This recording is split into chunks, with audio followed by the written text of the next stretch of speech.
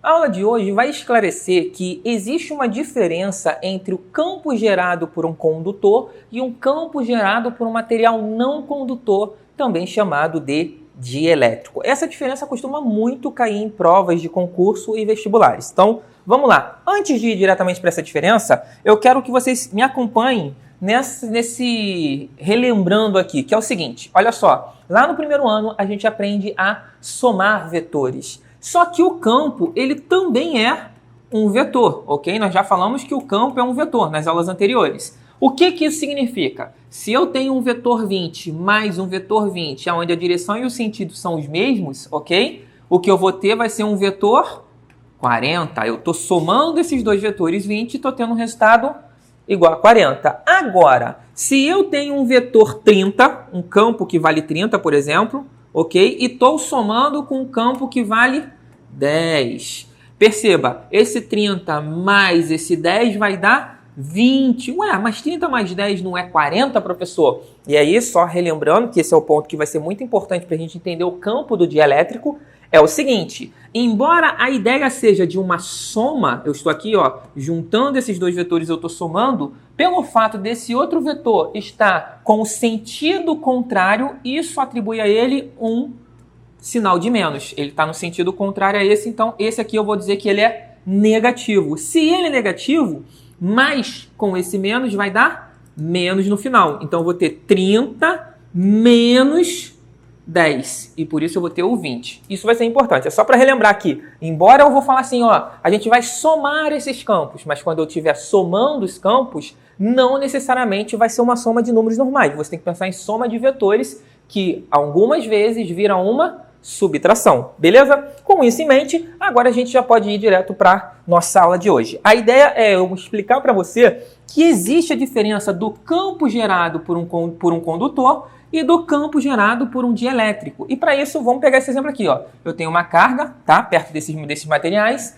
Essa carga, ela está sentindo o campo desse condutor. Essa carga está sentindo o campo desse dielétrico, desse não condutor, certo? E isso que a carga está sentindo aumenta à medida que a carga se aproxima. A gente estudou já que o campo é maior à medida que você se aproxima da carga-fonte, ok? Isso aqui é a carga-fonte. Esses carinhas aqui são o que a gente chama de carga de prova, certo? Está ali para experimentar o campo da carga-fonte. E aí eu posso aproximar mais. À medida que eu aproximo, o que eu vou perceber é que ela está cada vez mais... O campo desse carinha aqui é mais intenso quando está próximo dele.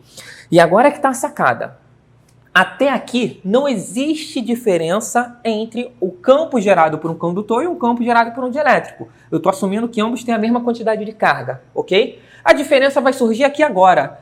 Como seria o campo se essa carga de prova fosse colocada dentro do meu material? Dentro do meu condutor ou dentro do meu dielétrico? Eles sentiriam a mesma coisa? E a resposta é não. Como que a gente vai entender isso?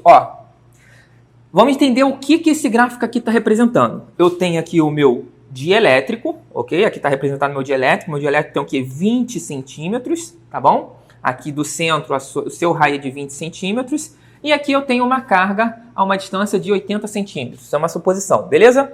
A ideia é a seguinte. Essa barrinha amarela aqui, ela está medindo, ela está dizendo para a gente qual é a intensidade do campo. Então perceba que ela é pequenininha quando a carga está longe. À medida que a carga vai se aproximando, a barra vai ficando cada vez maior. Ela vai se aproximando e vai ficando cada vez maior. Ou seja, a interação do meu dielétrico com o meu objeto está sendo medida pela altura dessa barra. À medida que a minha carga se aproxima, a barra vai aumentando. Só que ela vai sempre ficar aumentando até chegar ali no meio? E a resposta é não. Algo mágico acontece quando a nossa carga chega aqui bem perto do nosso objeto, porque a partir do momento que ela der um próximo movimento, ela vai entrar dentro do meu objeto. E quando ela entra, perceba que a interação, né, a intensidade do campo, isso aqui representa o campo, já está bem grande. Ela vem aumentando à medida que o objeto se aproximou. Só que quando ela entra no objeto, olha o que acontece. O campo diminui indo para zero, ok? Quando minha carga chega bem aqui no meio, o campo que ela vai sentir vai ser zero. E aí fica, como assim, professor? Mas não tem cargas ali? Ela não está sentindo o campo das outras coisas? Ela está sentindo, sim. Só que, e grava essa gráfica aqui, ó. O gráfico sobe, entrou no objeto, desceu em linha reta, ok? Desceu aqui como se fosse uma diagonal em linha reta. Esse é o campo de um dielétrico, tá? A ideia é a seguinte, me acompanha aqui. Quando o objeto estava aqui fora, ele estava sendo empurrado por essa carga positiva nesse sentido. Está aqui, ó, o objeto está aqui fora, uma carga aqui empurra ele nesse sentido. Uma carga aqui empurra ele nesse outro sentido. Uma carga aqui empurra ele nesse outro sentido. Então perceba que na prática, todas as cargas dentro do meu dielétrico, elas estão empurrando para alguma direção e para a direita. Nenhuma está fazendo força para a esquerda, porque as cargas estão à esquerda, então elas empurram para a direita. Só que quando o meu objeto entra dentro do meu dielétrico, uma coisa muda. Começa a aparecer cargas aqui que começam a fazer força para onde? Para a esquerda. Por enquanto, tem poucas cargas aqui que fazem força para a esquerda, então na prática ele ainda sente uma intensidade de campo resultante para a direita, beleza? Só que quando o meu objeto chega, minha carga chega bem no meio do meu dielétrico, minha carga ela toma essa posição aqui, ó, tá aqui a minha carga. Quando ela toma essa posição, aí as coisas mudam de figura. Por quê? Agora eu tenho carga aqui fazendo força para cá, mas eu tenho carga aqui fazendo força contrária. E em mesma quantidade. Na prática, as cargas elas vão estar fazendo força, mas cargas do lado oposto vai anular essa força, vai estar anulando também esse campo. Lembrando que o campo e a força vão caminhar juntos, né? Tem lá a lei de Coulomb, onde a gente fala que a força é igual ao campo vezes a carguinha de prova. A carguinha de prova é essa aqui. Agora a gente está falando do campo. Onde tem campo, tem força. Desde que tenha carga de prova. Está aqui a carga de prova. Só que os campos vão se anular. Perceba, eu não estou dizendo para você que o campo, tá? Que não existe campo dentro do dielétrico. Existe campo dentro do dielétrico. Porém, dentro do material que não é condutor, ok? Porém, esses campos, eles acabam por se anularem. E como eles se anulam, então a soma deles, se o meu objeto estiver no meio, vai dar zero. E isso vai mudar de figura quando a gente fala do condutor. A diferença real, presta atenção, a diferença real do condutor para o dielétrico está muito atrelado à sua distribuição de carga. Por quê? A ideia é que no dielétrico eu consigo, observe bem aqui, isso aqui é uma representação do meu dielétrico. Aqui em preto está minha carga de prova. E perceba que as cargas que estão aqui no meu dielétrico, elas estão distribuídas de uma maneira que ela não está só na superfície. E lembra que a gente falou que a carga no metal ela fica só na superfície? No caso do dielétrico, não está só na superfície, ela está por dentro, tá? Ela não está só na capa, ela está lá no meio também. E isso é uma grande diferença para o metal. A distribuição de cargas aqui, ela não é só superficial, beleza? Agora a gente pode pegar essa ideia e basicamente fazer o mesmo estudo para os condutores. Não esqueça esse gráfico aqui. No caso dos condutores, o que a gente tem é um comportamento muito similar no início. O campo vai aumentando, vai aumentando, vai aumentando, até chegar aqui. Só que quando o meu objeto entra no material condutor, o que acontece? O campo simplesmente vai a zero dentro do condutor. Não tem campo dentro do condutor. E cá entre nós, isso faz muito sentido e a gente já estudou o motivo disso. Diferente do dielétrico, as cargas que eu consigo colocar em um material condutor, elas vão ser superficiais, ok? E aí, quando eu tenho cargas superficiais no meu material condutor, isso significa que lá dentro não tem nada. Ela é vazia, é oca em questão de carga. E a ideia seria mais ou menos essa aqui, ó. Eu tenho o meu objeto carregado, e aí a carga aqui, se vocês repararem,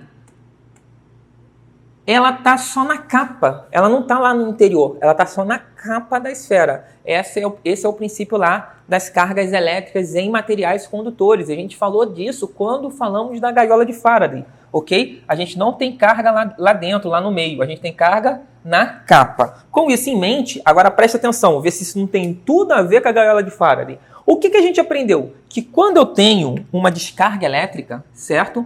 essa descarga, ela chega no material condutor e ela vai pelo material condutor, pela superfície do material condutor, e que é 100% seguro você ficar lá dentro desse material condutor. Não é seguro você ficar perto.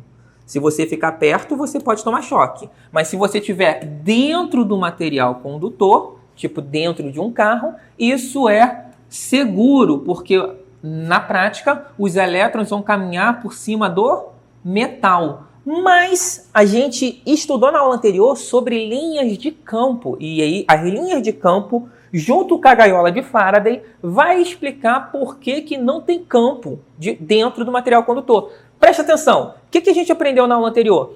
Que se eu tenho um objeto carregado aqui, tá? Um gerador de carga, uma carga fonte, eu vou ter linhas de campo dessa carga fonte. E quando eu coloco uma pequena carga perto desse campo, o que acontece com essa carga? Ela se move de acordo com as linhas de campo. Ela não se move para qualquer lugar. Ela se move sempre nesse sentido aqui, ó. Se esse carinha está aqui, ela vai se mover exatamente seguindo a linha de campo, certo? O que isso significa?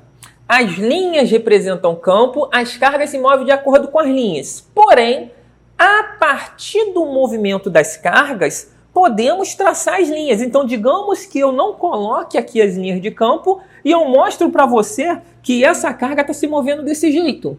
Qual é a conclusão que você vai tirar? Que isso aqui é a linha de campo, ok? Se a carga faz um movimento A, quer dizer que aquele movimento corresponde à linha de campo. Essa é a regra. E o que a gente falou da gaiola de Faraday? A carga, ela pode entrar dentro da esfera? Não. Se a carga não pode entrar dentro da esfera, isso é um indicativo de que não existe campo. Ela se move por cima das linhas de campo, correto? Ela pode entrar dentro da esfera? Não. Ela se move em cima das linhas de campo. Ela não pode entrar na esfera, logo não tem campo dentro da esfera. Isso faz muito sentido. É uma conexão entre as linhas de campo e a gaiola de Faraday. Beleza? Agora, olha só. Em resumo, o que a gente tem que saber sobre essa aula? Que basicamente é a forma como cai em vestibulares e tudo mais. Que é o campo do dielétrico e o campo de um metal. Esse aqui é o dielétrico, tá? Acho que reconhece por aqui, ó, por esse trecho. É diferente, né? Eles são similares no início aqui, ó, até chegar o momento que vão entrar dentro do objeto. No caso do dielétrico, essa queda vai sendo suave. Por que vai sendo suave? Porque é só esse pedaço aqui que fica contra todo esse pedaço aqui. Então tem um campo resultante. Mas quando chega na metade, aí a metade de um lado, metade do outro, aí eles se anulam, o campo fica zero. Já no caso do metal, não tem. A partir do momento que eu entrei dentro do metal, puf, o campo vai para zero. Isso quer dizer que se você está dentro de um carro, você ficar no meio do carro ou sentado um pouquinho mais para a direita, dá no mesmo. É tão seguro quanto. Perceba que no fundo, a real diferença entre o campo de um metal gerado por um material condutor e o campo gerado por um material dielétrico está na distribuição de carga. Ó. Distribuição de carga.